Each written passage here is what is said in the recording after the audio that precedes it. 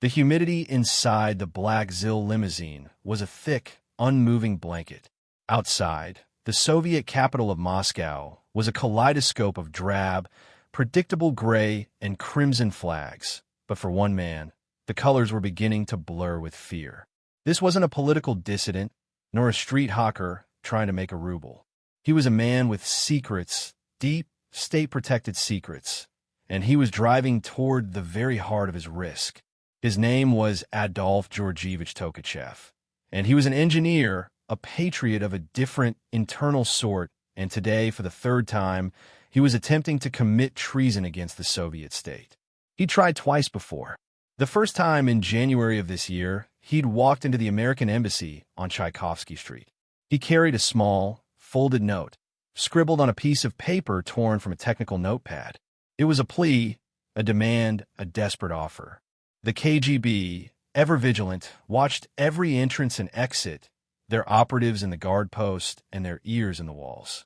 The American guards, overwhelmed and wary of a brazen KGB provocation, had politely but firmly turned him away. "We can't accept anything from you, sir.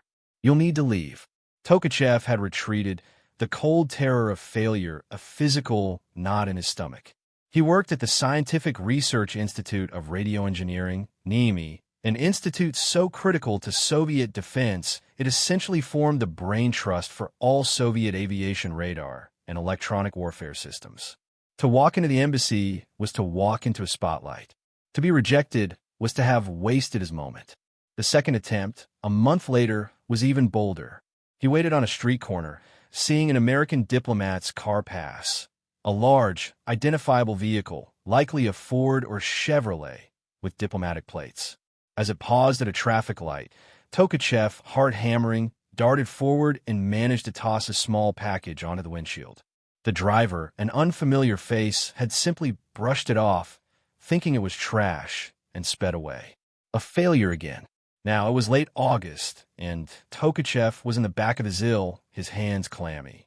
He was 53, his hair thinning, his face a road map of the quiet, crushing anxieties of Soviet life. But the anxieties that drove him weren't merely personal. They were ideological, forged in the ashes of the Stalin purges that had swallowed his wife's parents. The Cold War wasn't a geopolitical game to him. It was a moral, personal battle against a regime he viewed as a corrupt and suffocating prison. He had access to some of the most sensitive military technology in the world, the very secrets the Soviet Union was relying on to achieve air superiority over the West. He was willing to trade it all. He reached the vicinity of the embassy one last time. This attempt had to be different. He was prepared to be more aggressive, less subtle, to bypass the American embassy's security and the KGB's omnipresent gaze. He knew his information was gold. It concerned Soviet active electronically scanned array, ESA, radar technology, the specifics of how Soviet interceptors like the MiG-23 and MiG-29 could detect and lock onto Western aircraft, and most critically, the countermeasures being developed. He also held documents detailing the Soviet effort to develop their own stealth technology. He didn't walk up to the main gate this time. Instead, he watched, a few blocks away, near the diplomatic apartment complexes. He saw a man get out of a small American vehicle, recognized the type of briefcase the man carried, and knew he was a low-level embassy clerk, likely American. Tolkachev moved, a practiced air of a man simply rushing home. He intercepted the American on the sidewalk, a narrow stretch of cracked concrete near a large, communal rubbish bin.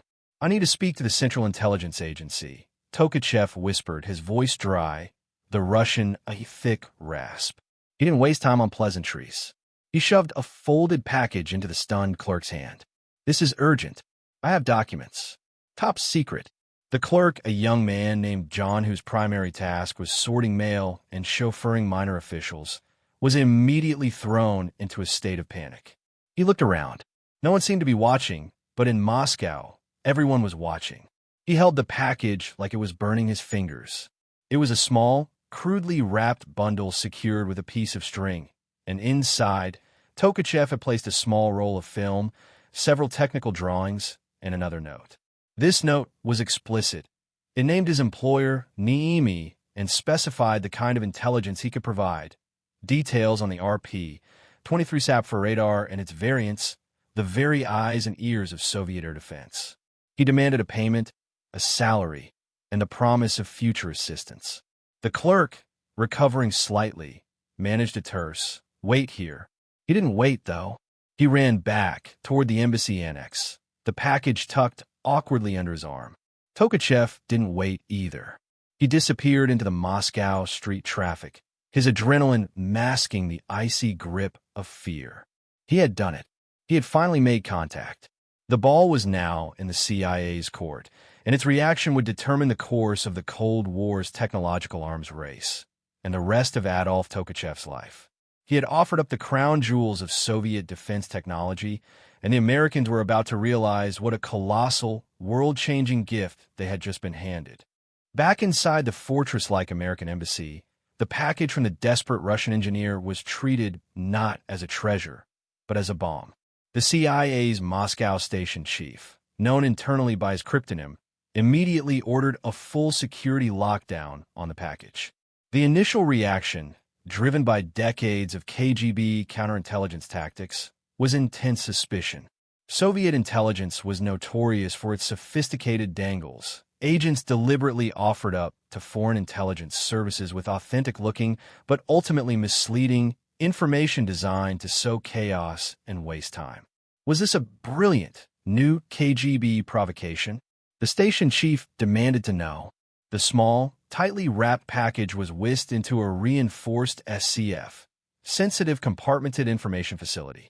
The contents were not even immediately analyzed by the Moscow station staff. Protocol demanded that such a high-risk, high-value, unsolicited contact, a walk-in, must be handled by a specialist from headquarters in Langley, Virginia. Within hours, the film roll, technical drawings, and the desperate note were secured and prepared for rapid exfiltration. They were packaged in a diplomatic pouch, a container that, by international convention, cannot be opened or searched by the host country's authorities. This pouch was placed aboard a U.S. Air Force C-141 Starlifter on a routine flight out of Sheremetyevo International Airport, bound for Ramstein Air Base in West Germany, and then on to the United States. At CIA headquarters in Langley, a small, highly specialized team was assembled. The group included analysts from the Directorate of Science and Technology, experts in Soviet military aviation, and codebreakers from the Directorate of Operations who could analyze the psychological and linguistic nuances of Tolkachev's handwritten note. The initial analysis of the documents was cautious. The technical drawings, although crudely photographed, showed components of the RP-23 SAP radar, the sophisticated fire control system used in the MiG-23M interceptor. The sheer detail, the schematics of the TWS track-while-scan capabilities, the specific frequencies, the ECCM electronic countermeasures, algorithms, was staggering. This wasn't merely general knowledge. This was design-level, proprietary data, the kind of information that took a nation billions of rubles and decades of research to acquire. A young analyst, Dr. David Ford, a radar specialist who had spent years guessing at the black box secrets of Soviet radar systems, was the first to realize the magnitude of the material. He cross-referenced the technical terms in Tolkachev's notes with existing, highly classified SIGINT, signals intelligence, data the U.S. had laboriously gathered over years of probing Soviet airspace and listening to their communications. The details matched perfectly. This man, Ford declared, his voice tight with shock during a top-level briefing, isn't just a disgruntled draftsman. He's at the Niemi. He's at the source. This information is gold. It validates a decade of our intelligence gathering, and more importantly, it shows us exactly how to defeat their air defense systems. The photographs Tolkachev had provided detailed the side lobe emissions and pulse repetition frequency, PRF, modes of the key Soviet radars. For American defense planners, this was the equivalent of being given the keys to the enemy's lock. They now knew precisely what frequencies to jam, what angle to approach from, and what types of RWR, radar warning receiver, to build into their own aircraft to evade detection. The CIA's assessment shifted overnight from extreme suspicion to extreme urgency. They were now dealing not with a KGB ploy, but with one of the most significant intelligence coups of the entire Cold War. The spy had christened himself Vanko in his communications, a simple Russian nickname, but the CIA quickly assigned him the cryptonym Sphero. They now faced an immense challenge: how to run a spy in the most hostile counterintelligence environment on Earth, a man operating deep inside the Soviet military-industrial complex. The operational planning was intense. They had to assume Tolkachev was already under some level of scrutiny. His attempts to approach the embassy might have been noted, even if the KGB didn't know who he was. The CIA decided they had to establish a secure line of communication immediately. They could not risk the radio broadcast methods used for agents operating outside Moscow, as Tolkachev was a man of routine, an engineer who would be immediately noticed lingering around shortwave radio gear. The solution was the dead drop, a classic tradecraft technique. They needed to provide him with specific instructions for future communications, a camera capable of capturing high-quality microphotographs of technical documents, and, most importantly, the payment he had demanded. This first interaction would define the entire operation. It had to be flawless. Back in Moscow, the station chief and his most trusted case officer began planning the drop. The location had to be inconspicuous, easily accessible for the case officer, who would be under continuous surveillance, and near Tolkachev's regular routes. They selected a quiet corner in a park, near a forgotten, overgrown statue, a place easily described in a coded message: the life and death of Adolf Tolkachev, and potentially the outcome of the next major aerial conflict, now depended on a young CIA officer successfully planting a packet next to a decaying stone bench in a Moscow park. The man chosen for the perilous task was Paul Stambaugh, a young, exceptionally cautious case officer with the CIA's Moscow station. Stambaugh had arrived in the Soviet Union under the guise of an embassy political attaché, a necessary layer of deceit in an environment where every American diplomatic staffer was assumed to be an intelligence officer. The weight of Sphero's entire operation, and the fate of the man himself, rested on Stambaugh's ability to execute flawless tradecraft. The drop was codenamed the Oak. The location was a small, wooded square near the Kropotkinskaya metro station, far enough from the main KGB surveillance points around the embassy, but still a frequented area. The spot was specified, underneath a loose paving stone near the base of a particularly large, gnarled oak tree. The CIA had to assume that the KGB was running dry cleaning runs, intense random surveillance patterns, to detect dead drop activities. Stambaugh's cover had to be impeccable. On a cold October afternoon in 1980, Stambaugh set out. He drove an inconspicuous embassy sedan, performing a series of pre-planned surveillance detection routes. This involved sudden lane changes, slowing to a crawl in heavy traffic, and making unnecessary, quick stops, all designed to reveal if a tailing vehicle was consistently matching his maneuvers. He identified two potential KGB flaps, surveillance teams, one in a blue Lada and another in a nondescript Volga sedan. He employed a maneuver known as the Moscow turnaround, driving through a series of complex intersections and underpasses, effectively losing the Lada, though the Volga seemed to stick. Stambaugh parked his car blocks away from the drop site and proceeded on foot, carrying nothing but a newspaper and a small, tightly wrapped package inside his coat.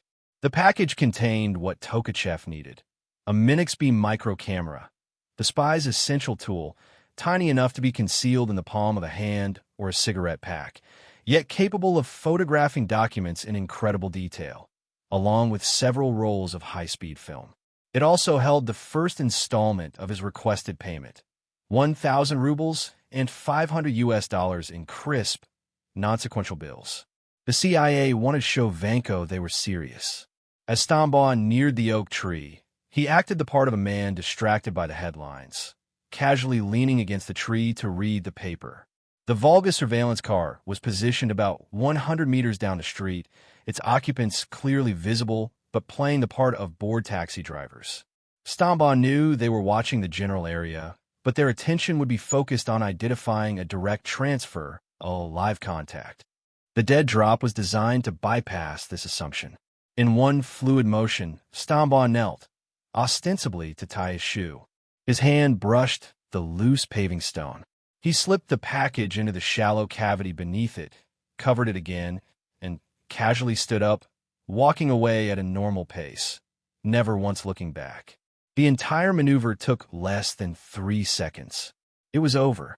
The risk was monumental, but the execution was professional. Stambaugh knew that the moment he left the site, he was giving the KGB a brief window, perhaps a few hours, perhaps a day, to find the drop, but he had faith in his target's operational security. Now, the burden of security shifted to Tolkachev. Tolkachev had received the signal, a subtle marker the CIA had agreed upon in the initial note, a small chalk mark on a specific lamppost near his apartment complex. The signal meant the package is waiting. He understood the inherent danger. Retrieval was almost always more dangerous than planting. It meant loitering approaching the site and physically handling the package, all while being observed by a city full of watchful eyes. 2 days after Stambaugh's drop, Tolkachev made his move. He dressed in simple, drab clothes, carrying a briefcase containing Niemi reports and a worn copy of Pushkin's poetry, an accepted prop for a contemplative intellectual. He walked his usual route, slightly altering his pace. As he neared the oak, he stopped. He looked around. No one seemed overly interested in the man admiring the foliage. The KGB surveillance teams were typically looking for Americans or obvious Western activity. Tolkachev was a part of the landscape. He approached the tree and, with a calculated, natural motion, dropped his book of poetry near the paving stone. He knelt to retrieve it, and as his fingers closed around the book, they also located the loose stone. He slipped his hand underneath, grabbed the packet, and stood up, the small bundle concealed instantly in his sleeve. The entire process was as quick and efficient as Stambaugh's planting. He walked away, his heart pounding a chaotic rhythm against his ribs. He had the tools. He had the money. He had an affirmation that the Americans trusted him, and more importantly, that they valued the information he was risking his life to provide. Back in his small Moscow apartment, with his wife Natalia asleep in the next room, Tolkachev unwrapped the packet. The Minixby was a marvel of miniaturization. He spent hours practicing with it, understanding its focus and film advance mechanisms. He had access to a wealth of top-secret documents at Niemi, but he needed a way to photograph hundreds of pages without being caught. The Minix was the key to unlocking the true potential of Sphero. The stakes were no longer just about radar details. They were about the technological future of two superpowers, and Tolkachev was the quiet, unassuming man holding the lens. The Scientific Research Institute of Radio Engineering, Niemi, was not just an office building. It was the consecrated temple of Soviet electronic warfare. Housed within a complex of heavily guarded, nondescript buildings, Niemi was where the nation's brightest minds engineered the electronic shield and sword of the Soviet Air Force and Air Defense Forces, PVO. Tolkachev, an expert in airborne radar design, held a position that granted him access to the design bureau's, OKB, most protected files. He was literally working on the next generation of Soviet radar systems. With the Minixby camera concealed inside a hollowed-out area of his boot heel and rolls of film tucked inside a special compartment he'd carved into his pen, Adolf Tolkachev began his systematic pillaging of the Soviet state's technological assets. His routine was meticulously planned, blending into the fabric of the Niemi workday. He would stay late, often citing the need for urgent design revisions or complex modeling calculations. The guards, accustomed to the dedication of Soviet engineers, paid him little mind. His targets were highly specific, guided by his own expertise and later by coded requests from the CIA. The Americans weren't just interested in the operational capabilities of existing radars like the Sapphire-23 and Zaslin used on the MiG-23 and MiG-31, respectively. They wanted the theoretical underpinnings, the future. Tolkachev's early hauls were already game-changing. Blueprints of the future, detailed schematics of the Soviet Union's most advanced pulse Doppler radar, PDR, systems. These files didn't just show how the current radars worked. They revealed the development trajectory for the next 10 years, including the shift toward look-down/shoot-down capabilities that would threaten American low-flying strategic bombers. Electronic countermeasures, ECCM, the core algorithms and hardware designs that allowed Soviet radars to filter out or burn through Western jamming signals. Knowing these vulnerabilities meant American electronic warfare, EW, planes could instantly adapt their jamming techniques to be exponentially more effective. The stealth threat, initial data, crucially, he passed documentation related to Soviet research into radar cross-section, RCS, reduction, the very definition of stealth technology. The Soviet Union was also trying to make planes invisible. While their program lagged behind the Americans, this information gave the U.S. a critical early warning about Soviet intentions and testing methodology. The sheer volume of material was astounding. Each night, Tolkachev would retrieve stacks of documents from locked cabinets, often using a temporary key he had fabricated or simply by exploiting his legitimate access codes as a lead engineer. He would lay the pages out on his desk, meticulously adjust the tiny minutes, and photograph hundreds of pages, his hands shaking slightly with the constant fear of being discovered. The distinctive clink of the camera shutter, though muffled, sounded like a cannon shot in the stillness of the deserted office corridors. Once photographed, the film was developed in his own small, makeshift darkroom, his bathroom, using chemicals he smuggled out of Niemi's labs. He developed the film into strips of microdots, tiny negatives containing dozens of pages of data each. He was transforming mountains of classified paper into miniature, easily concealable spools of film. The film rolls were then bundled and prepared for the next exchange. The CIA, meanwhile, was reeling from the intelligence windfall. At Langley, the information provided by Sphero was immediately prioritized, given the code designation Trigon.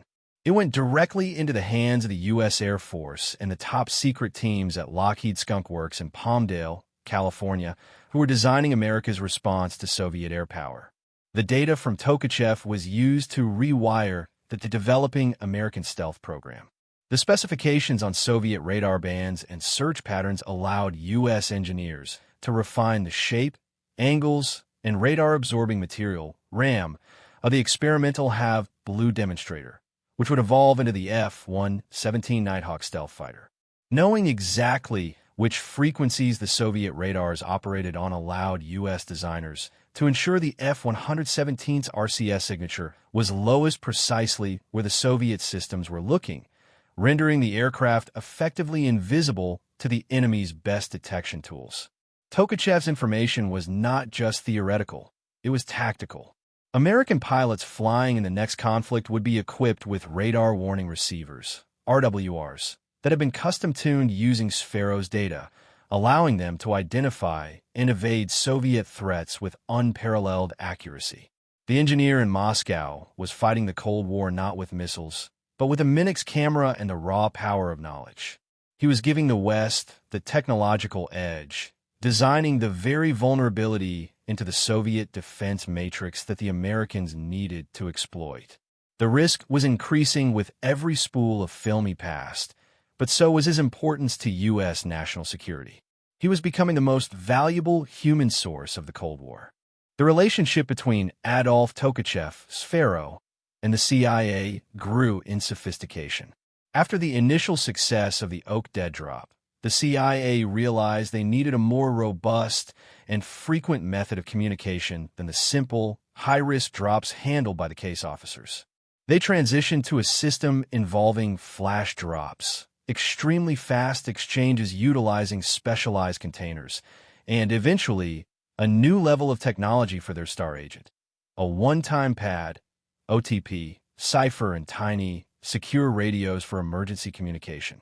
The case officer who inherited the Sphero file from Paul Stombaugh was Marty Gardner, a man known for his meticulous attention to detail and a profound sense of responsibility for his agent's safety. Gardner, operating under diplomatic cover, would spend countless hours driving the streets of Moscow, mapping out new, complex drop zones, always ensuring the approach and exit routes minimize KGB observation.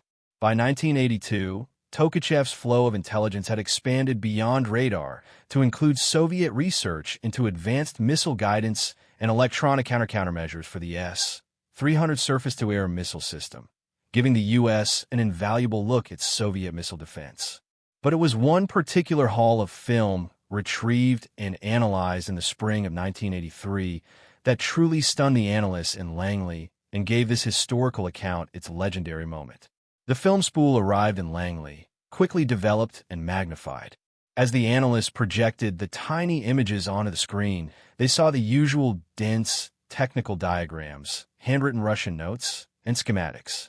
Then came a series of photographs that caused an immediate, stunned silence in the viewing room.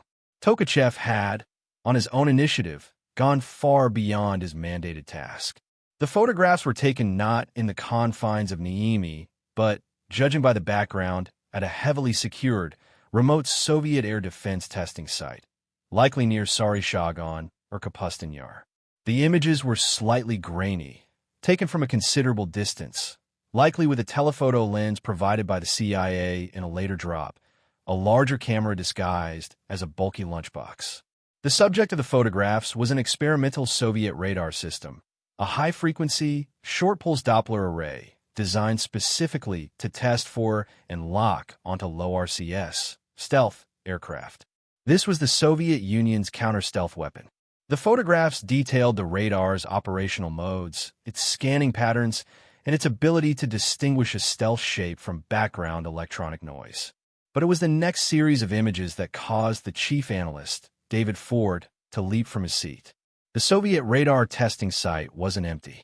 Moored near the main antenna array, covered loosely by a tattered canvas tarp and surrounded by heavy security, was the unmistakable shape of an American aircraft. It was angular, black, and had the distinctive, unmistakable sawtooth edges of the F-117 Nighthawk. The CIA couldn't believe it. The F-117 was, at that time, arguably America's most profound and closely guarded military secret. Developed under the Senior Trend program, its existence was officially denied. It was housed at the remote and classified Groom Lake/Area 51 complex in Nevada, flying only under the cover of the deepest night. The first operational squadron was barely being formed. How could a Soviet spy, deep inside Moscow, have photographed America's most secret plane? The truth was far more terrifying. Tolkachev hadn't photographed an actual F-117. He had photographed a full-scale, high-fidelity Soviet mock-up of the plane built by the Niemi's engineers using the exact design specifications the Soviets had managed to surmise through their own, significantly less successful, intelligence-gathering efforts and advanced theoretical modeling. The Soviet Union had built an F-117 simulator to test their counter-stealth radars against, a silent acknowledgement that they knew such a weapon existed and were desperately trying to defeat it. Tolkachev's photographs provided the key. They showed exactly what the Soviets believed the F-117 looked like, how they believed its radar signature was generated, and, critically, the precise frequency and pulse patterns they were using to try to detect it. This was an intelligence gift beyond measure. The data allowed the U.S. program to take the Soviet countermeasures, which were based on flawed assumptions about the F-117's design, and exploit them. The U.S. Air Force and Lockheed immediately validated that the F-117's design was even better than the Soviets' worst fears, and that the Soviet radar system being tested would be functionally blind to the actual aircraft. It was a priceless validation of the entire stealth concept and the F-117 program. This single haul solidified Tolkachev's legend within the intelligence community. He was the man who had provided the Soviet radar secrets that allowed the U.S. to design the F-117, and then he provided the Soviet counter-stealth secrets that proved the F-117 would work. He was simultaneously the source and the validator of the most revolutionary aircraft of the late Cold War. The level of operational risk he took to acquire these field photographs was unimaginable, demonstrating a commitment that transcended mere payment. His motive was purely ideological, and the Americans knew they had to protect him at all costs. As the years passed and the stream of intelligence from Sphero turned into a deluge, the CIA's debt to Adolf Tolkachev grew enormous. By 1984, the sheer quantity and quality of his data had affected nearly every major U.S. military aviation program, including the development of the B-2 Spirit stealth bomber. His insights into Soviet radar technology were incorporated into all new U.S. fighter and bomber designs, ensuring a decisive technological advantage in the air. Tolkachev was not merely a passive source. He was an active partner. His communications, often meticulously detailed notes delivered on microfilm alongside the technical data, reflected a highly analytical mind. He frequently made suggestions about what the CIA should be asking for, anticipating the future direction of Soviet military research. He was a genuine intelligence officer operating on behalf of the West, deep within the Soviet defense apparatus. His life, however, remained agonizingly tense. The constant fear of the knock on the door, the inevitable arrival of the KGB, was a shadow that never lifted. He had developed sophisticated counter-surveillance routines, walking random routes, changing his daily schedule, and maintaining an outward appearance of ideological compliance and professional dedication. But the stress was immense. The CIA recognized that his motivation, while primarily ideological, his hatred for the Soviet system stemmed from his deep-seated resentment over the persecution of his in-laws, also required a more tangible form of support. Tolkachev didn't need the money for a lavish lifestyle in Moscow. He feared a display of wealth would instantly attract KGB scrutiny. His demands, however, became more specific and more emotional. Tolkachev's requests centered on two things: security for his family and small, symbolic act that affirmed the CIA's commitment to him as a human being, not just a data source. His financial demands were clear. He requested that the bulk of his salary, which the CIA was happy to make astronomical, be held in a secure Swiss bank account, payable to his wife, Natalia, upon his successful exfiltration or, God forbid, his death. He was planning for his family's survival, a secret life raft in case the KGB caught him. Beyond the money, he asked for small, almost heartbreaking items that spoke to the isolation of life behind the Iron Curtain. Aspirin and pharmaceuticals. He requested high-quality Western cold and headache medications, which were vastly superior to the Soviet equivalents. Music and culture. Specifically, he requested cassette tapes of Western rock music for his teenage son, Oleg, whom he adored. This was a subtle but profound act of defiance against the Soviet cultural straitjacket, a way of giving his son a taste of the freedom he was fighting for. Drawing supplies. For his wife, an architect, he requested fine Italian pens and drafting tools, things unobtainable in the USSR, but necessary for her professional passion. The CIA, in a massive undertaking of logistical tradecraft, ensured these requests were met. The case officer, Marty Gardner, would meticulously package the requested items alongside the Minix film and the cash payments.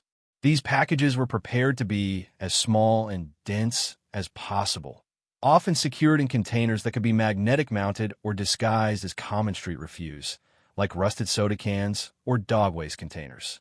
In one exchange, Tolkachev specifically requested a tiny, handheld AM/FM radio receiver. He wanted to be able to listen to the Voice of America, VOA, and Radio Free Europe, RFE, and censored, a constant affirmation of the world he was risking his life for. In a drop known as the Fisherman, Gardner buried a carefully concealed package containing the radio, sealed inside a waterproof plastic ball, under a pier near the Moscow River. The level of trust grew so high that Tolkachev began taking even more extreme risks. He started meeting Gardner in person for brush passes, fleeting physical contacts on crowded sidewalks, ostensibly to exchange a small package, but primarily so Tolkachev could see and speak to his contact, to affirm the reality of the partnership. During one such brush pass, Tolkachev, walking briskly past Gardner on a busy street near the Tretyakovsky Gallery, managed to slip a note into the American's hand. The note was brief, written in tiny script. Tell them the B-2 program is the right path. My data on the RP-35 radar confirms the low observable shape is imperative. Do not waste the effort on compromises. The U.S. intelligence community took this as an article of faith. The sheer amount of data had already begun validating the B-2's enormous swept-wing, flying-wing design, which was undergoing intense scrutiny and political pressure back in the U.S. Tolkachev, the engineer deep in Moscow, had given the U.S. Air Force the highest possible validation for their multi-billion-dollar strategic bomber. Tolkachev was not just an agent.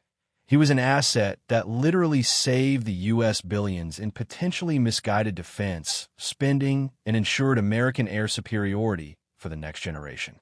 But as his value soared, so did the danger, for the KGB was beginning to realize that the catastrophic technological leakage could only be coming from the highest levels of Soviet aviation research. The net was beginning to close. While the CIA celebrated the intelligence windfall provided by Sphero, the Soviet military-industrial complex was reeling from a silent, devastating hemorrhage. By the mid-1980s, the Soviet Ministry of Defense and the KGB's Directorate K, Counterintelligence, began noticing deeply troubling anomalies. The American air power, they observed, was suddenly developing countermeasures that were far too accurate, far too specific. It wasn't a guess.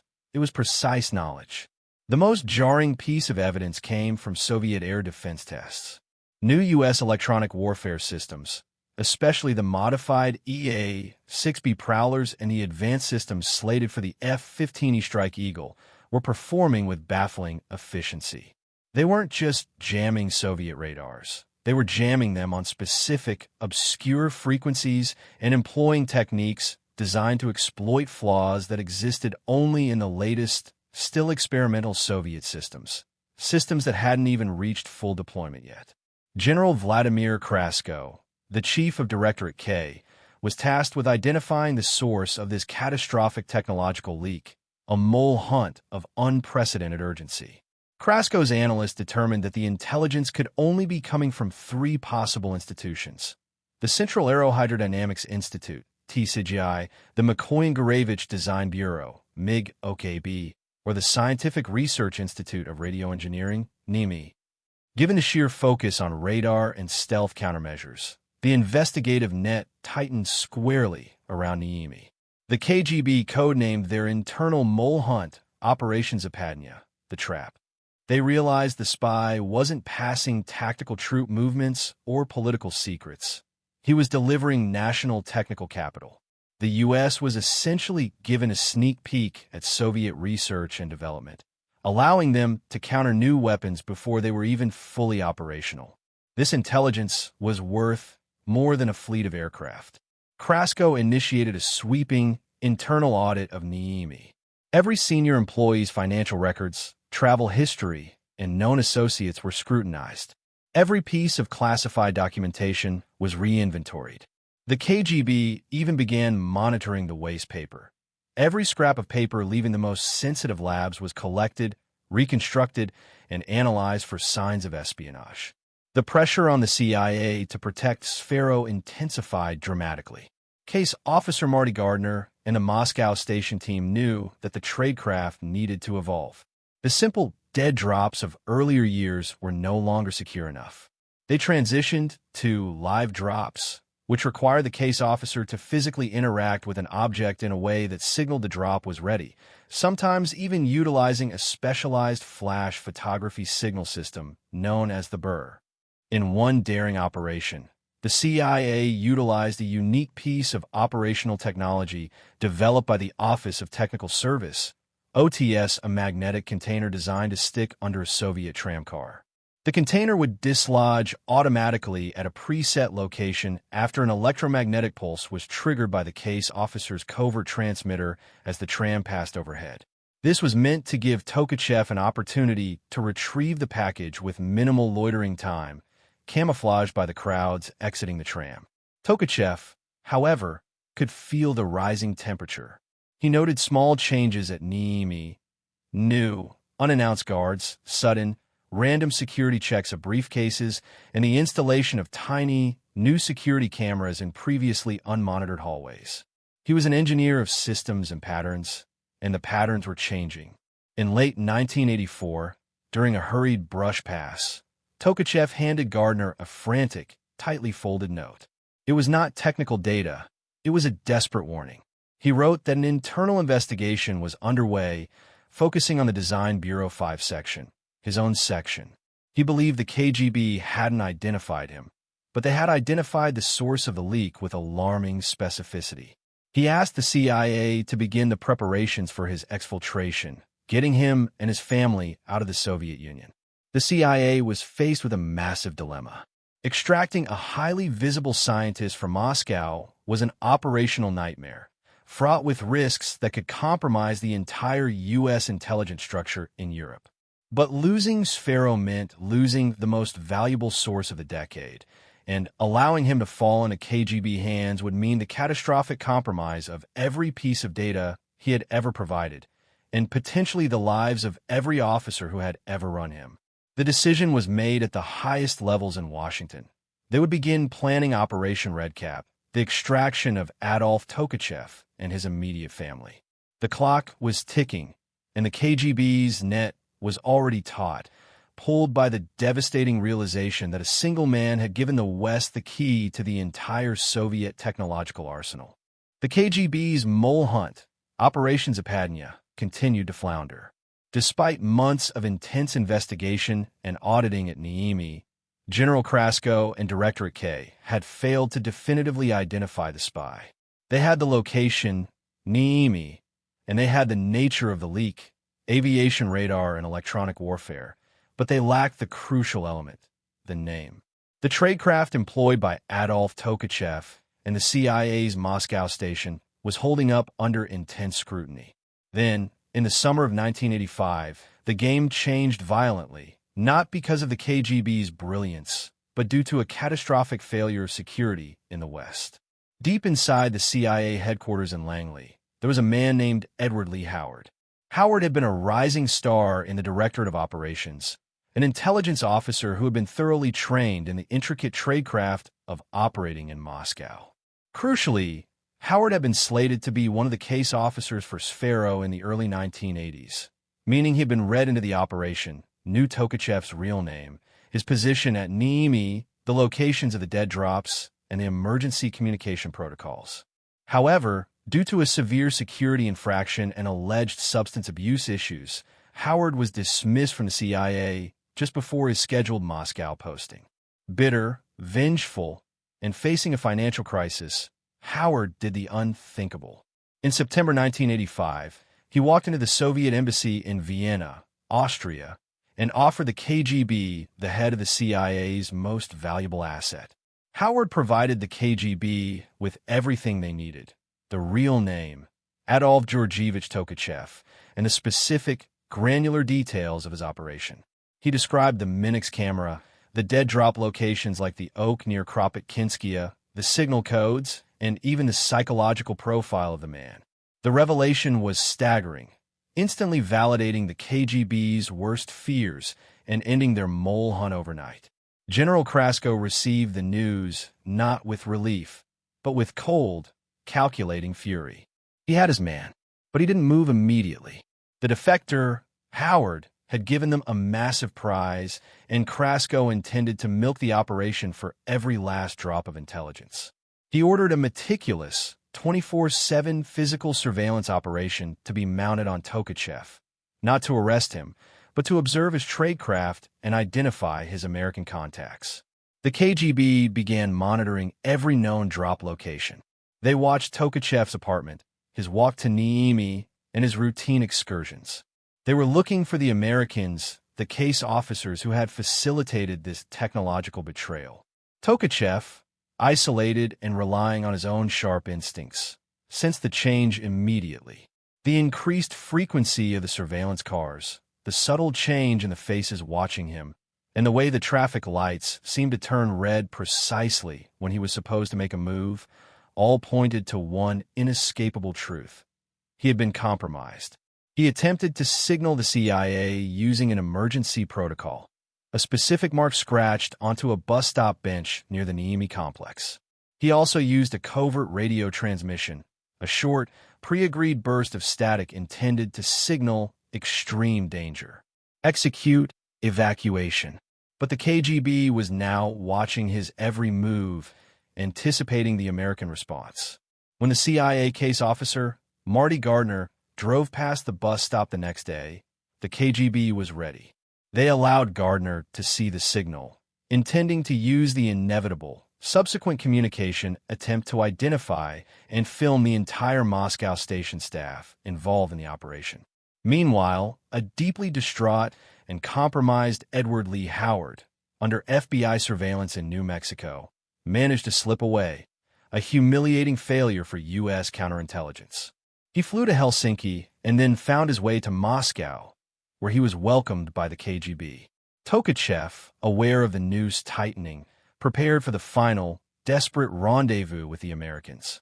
He had requested a meeting at a specific, remote dead drop, the Ranger Site, a location in a wooded park on the outskirts of Moscow. He was bringing one last, crucial roll of film, a comprehensive list of every double agent the Soviet Union had running against the U.S., a final, world-shattering gift. However, the KGB was waiting. They had been tipped off to the Ranger Site by Howard. They allowed Tolkachev to approach the site, and as he bent down to retrieve a signal packet that had been planted by the KGB to lure him in, the trap sprung. In a scene of brutal efficiency, 3 black Volga sedans converged on the clearing. Tolkachev was tackled, his Minix camera confiscated, and his brief, brilliant career as the West's technological spy master came to a sudden, terrifying end. He was arrested, not by uniformed police, but by the cold, silent men of Directorate K. The KGB had its man, and the Soviet Union would now attempt to undo the damage Sfero had wrought. Adolf Tolkachev was taken not to a standard police facility, but directly to the Lubyanka, the notorious headquarters of the KGB in central Moscow. The facility was an edifice of terror, a place where the air itself felt heavy with historical cruelty. His interrogation began immediately, led by General Krasko, who viewed Tolkachev not just as a spy, but as the physical embodiment of the crippling shame inflicted upon the Soviet technological establishment. The initial hours were focused on psychological demolition. The interrogators did not need to break him to confess. Howard had already provided the truth. Their objective was twofold. First, to extract the names of every CIA officer who had run him, and second, to determine the full scope of the intelligence he had passed, and which Soviet systems were now compromised. Tolkachev, despite the terror and the crushing realization of his failure, displayed a remarkable resilience. He was an engineer, a man of logic and system, and he was fighting for his narrative. He confessed to everything that Edward Lee Howard would have known, confirming his motive was ideological, rooted in his hatred for the Soviet system and the fate of his in-laws during the purges. However, he carefully omitted the names of any CIA officer and minimized the details of the most sophisticated tradecraft, hoping to protect the remaining intelligence network. The KGB used a variety of techniques. They showed him surveillance photographs of his wife, Natalia, and his son, Oleg, walking through Moscow parks, subtle threats designed to exploit a father's protective instincts. They also employed scientific interrogation, confronting him with the vast collection of materials he had photographed, hundreds of microdots, technical schematics of the MiG-29's radar, and data on the S-300 missile system. "You have given them everything," Tolkachev, Krasko stated, leaning across the steel table, his voice low and menacing. "You have compromised our defense for 10 years. Tell us precisely, how did the Americans use the RP-35 data? Which aircraft did they retrofit? We know you guided their B-2 design. Tell us how." Tolkachev understood the trap. To reveal the specifics of American countermeasures would undo the purpose of his sacrifice. If the KGB knew which U.S. planes were designed based on his data, they could begin the massive, costly effort to redesign their own radar systems, neutralizing the American advantage. He held firm on key details, claiming ignorance on the specific applications of his data. "I only provided the documents," he insisted, a lie he repeated tirelessly. "I am an engineer, not a military strategist. I do not know how the American military chose to use my designs." While the interrogations continued, the Soviet defense establishment launched a colossal damage assessment effort. They had to assume every piece of technology Tolkachev had access to was compromised. This meant re-evaluating the entire Soviet Air Force. Radar systems had to be recalibrated, new electronic countermeasures needed to be developed, and the theoretical basis of their stealth program had to be scrapped and restarted. Tolkachev's betrayal resulted in a multi-billion-ruble setback, paralyzing Soviet air defense for years. In Washington, the shock of Sfero's capture rippled through the intelligence community. The entire Moscow station was placed on high alert, with case officers immediately rotated out of the country for fear the KGB had gleaned their identities from Tolkachev's confession or subsequent surveillance. Marty Gardner, Tolkachev's primary handler, was devastated, viewing the capture as a personal failure, despite the blame resting squarely on the disgraced defector, Edward Lee Howard. The CIA's immediate focus shifted to two critical areas. First, protecting Howard's defection from becoming public knowledge, which would confirm to the Soviets the extent of the damage done by Tolkachev. Second, they had to ensure the intelligence was utilized to its fullest extent immediately, before the Soviets could complete their technological damage control. The B-2 and F-117 programs were accelerated, their designs now absolutely validated by the fear and fury emanating from the Lubyanka. Tolkachev's trial was swift and predictable. He was charged with high treason, the highest crime against the state. The propaganda machine painted him as a greedy mercenary, deliberately obscuring his ideological motive to prevent the narrative of a man betrayed by the Soviet system from taking hold. The reality, however, was that Tolkachev was perhaps the most effective single asset the CIA had ever run, and his capture did nothing to diminish the impact of his 5 years of work. His life was over, but his legacy was just beginning to take flight over the skies of Nevada. The judgment was inevitable, but the quiet engineer had already won the greater strategic battle. On September 24, 1986, after a brief closed-door trial that served only as a formality, the sentence was carried out. Adolf Georgievich Tolkachev, the brilliant radar engineer known to the CIA as Sfero, was convicted of high treason. He was taken to a secure facility on the outskirts of Moscow. His execution was by a single gunshot to the back of the head, the standard brutal methodology for traitors to the Soviet state. His body was cremated, and his ashes were interred in an unmarked plot. In the eyes of the Soviet Union, the man who had crippled their air defenses was erased from history. The formal announcement in the Soviet press was a small, chilling notice. The military collegium of the USSR Supreme Court sentenced the traitor and agent of the American Intelligence Service, Tolkachev, to the exceptional measure of punishment, death by shooting. The KGB ensured the narrative was strictly controlled, a common spy motivated by greed. There was no mention of the scale of his espionage, nor the fact that his actions had essentially handed the technological edge of the Cold War to the United States. For Tolkachev's family, the nightmare continued. His wife, Natalia, was not permitted to see him before his execution. She was informed of his death and immediately subjected to intense scrutiny and social isolation. She was stripped of her right to live in Moscow's privileged central districts and exiled to a peripheral city, her career as an architect effectively ruined. The KGB hoped that by crushing the family, they would eradicate any romantic notion of resistance or ideological defiance. However, the safety net Tolkachev had meticulously prepared began to work. Thanks to his foresight, the vast sum of money he had been paid, held in a secure, numbered account in Switzerland, remained intact, untouched by Soviet authorities. The KGB, despite their comprehensive knowledge of his operations, never managed to seize the funds. The money would eventually provide for his son, Oleg, and his wife, allowing them to build a new life decades later, after the collapse of the Soviet Union. In the United States, the intelligence community mourned the loss of their greatest asset with a grim determination. The analysts were tasked with one final, critical job: to assume that everything Tolkachev had told them about his communications and his knowledge of CIA tradecraft was compromised. Every detail he had not confessed, however, was now considered validated and safe. The intelligence stream had stopped, but the data remained. The legacy of Sphero was immediately cemented into American military planning. The F-117 and B-2 programs received ironclad funding and development priority.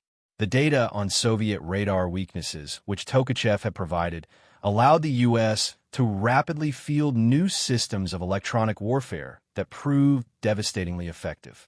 When U.S. forces entered combat, particularly during the Gulf War years later, the technological advantage was undeniable. Coalition aircraft, led by the F-117 Nighthawk, flew through Iraqi air defenses, which were supplied and trained by the Soviet Union, with virtual impunity. The F-117 achieved legendary status because it had been designed to be invisible to the very radar systems Tolkachev had worked on. The Soviet-designed radars saw only static where a $45 million stealth fighter was passing. This operational dominance was the final, tragic triumph of Adolf Tolkachev. In his memory, the CIA established a fund to provide support for the families of agents captured or killed in the line of duty. Tolkachev was unofficially honored as one of the most significant intelligence sources of the Cold War. His ultimate sacrifice had not been in vain. His ideology had been affirmed in the silence of the American jets that pierced the Soviet electronic shield. The cost was one man's life. The gain was air superiority that reshaped the modern battlefield. The immense impact of Sphero's data, code-named Trigon, continued to reverberate through the U.S. military-industrial complex long after his execution. His legacy wasn't enshrined in a monument, but in the composite materials and angular geometry of two of the most revolutionary aircraft ever built, the F-117 Nighthawk and the B-2 Spirit. At Lockheed Skunk Works in Palmdale, California, the secretive team, led by designer Ben Rich, used Tolkachev schematics as a blueprint for invulnerability. They knew, down to the exact bandwidth, pulse repetition frequency, and side lobe characteristics, how the Soviet MiG-29's Uro-19 slot-back radar searched the sky. This knowledge allowed them to fine-tune the F-117's radar cross-section, RCS reduction. It wasn't enough to be generally stealthy. The F-117 was designed to be specifically invisible to Soviet radars. Its distinctive facets, its use of exotic radar-absorbing material, RAM, and its complex design were all precision-engineered to scatter the specific radar waves that Tolkachev had detailed. The same information was instrumental for the Northrop Grumman B-2 Spirit program. The B-2, a colossal flying wing designed to carry nuclear and conventional payloads deep into Soviet airspace, was an infinitely more complex stealth challenge due to its size. Tolkachev's information regarding the theoretical maximum limits of Soviet low-band acquisition radars, the large ground-based systems designed to detect bombers at extreme range, provided the confidence required to proceed with the B-2's radical, entirely new shape. The B-2, like the F-117, was able to operate in environments saturated with Soviet technology precisely because U.S. designers knew its opponents' weaknesses better than the opponents themselves. The flow of intelligence from Sphero provided what the intelligence community calls negative intelligence, information that tells you what not to worry about. Tolkachev's data revealed that the Soviet Union was struggling immensely with fusing their radar data into a comprehensive air picture, especially against small, fast targets. This meant the U.S. could be less concerned about the Soviets' ability to coordinate multiple radar types to track a stealth aircraft, and could focus resources on defeating the primary interceptor radars. This led to massive savings and allowed the U.S. to allocate resources more efficiently to other defense priorities. In Moscow, the KGB's internal investigation into the Trigon leak lasted for years. They instituted sweeping security reforms and launched numerous disinformation campaigns, including feeding the CIA plausible but misleading technical data through other, less valuable channels, hoping to poison the well. However, they couldn't recover the fundamental advantage Tolkachev had already gifted the West. They had to effectively start over, a technological clean slate that set their aerospace development back by at least a decade. Adolf Tolkachev's story became a closely guarded legend within the CIA. His sacrifice confirmed the immense value of a human asset operating deep inside the heart of a closed society. While technology like satellite imagery and signals intelligence provided the what, Tolkachev provided the why and the how, the critical details of the enemy's intent and design philosophy.